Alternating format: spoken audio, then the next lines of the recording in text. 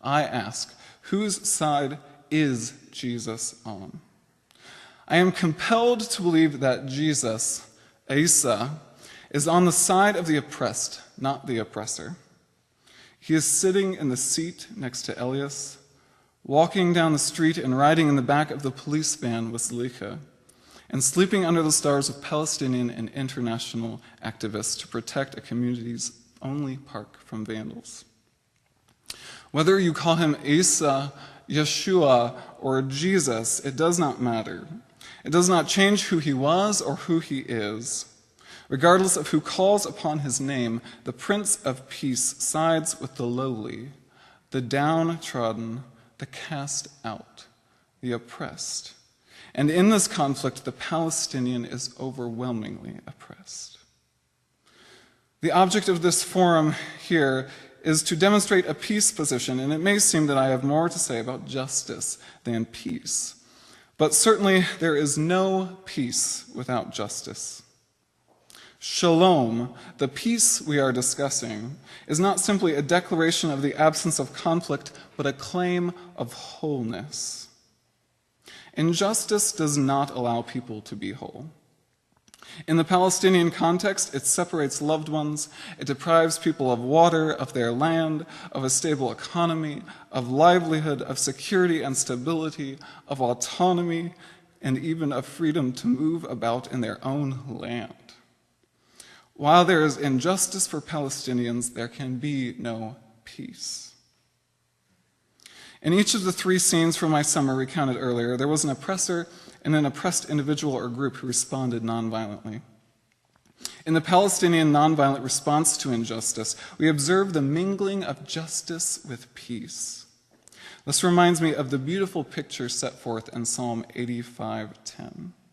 Steadfast love and faithfulness will meet. Righteousness and peace will kiss each other. In this passage, the psalmist personifies righteousness, that is, justice, and peace, portraying them as intimately linked to one another, meeting to go out into the whole earth before the Lord, who is coming and bringing salvation. These Palestinian nonviolent responses to injustice, therefore, paint the most hopeful pictures I can imagine in their situation, incarnating the divine attributes of righteousness, justice, and peace, which unite to herald the coming of their salvation from their oppression. Rather than idly waiting for this oppression to cease, I believe that we are to be agents of God's change for justice. What would Jesus do? Jesus would act. He would sit with the oppressed. He would walk with the oppressed. And he would lay down with the oppressed. When we act in solidarity with the oppressed, we act justly and peacefully along with Jesus in combating perpetual violence and injustice. Palestinian Christian Archbishop Elias Shakur claims that the church in America has lost its soul to not act on behalf of justice, continuing to support Israel and ignoring the plight of Palestinians, especially our Palestinian Christian brothers and sisters. Currently, the United States government gives Israel $6.85 million per day, and continuation of this sort of support is favored by many evangelical Christians who mistakenly believe somehow that God wants us to support the unjust state of Israel. However, the support absolutely must cease if implementing Christian principles of peacemaking requires living justly, which it most certainly does. In this conflict, doing justice and therefore enabling peace requires siding with those with whom Yahweh clearly sides, the maligned and oppressed Palestinians.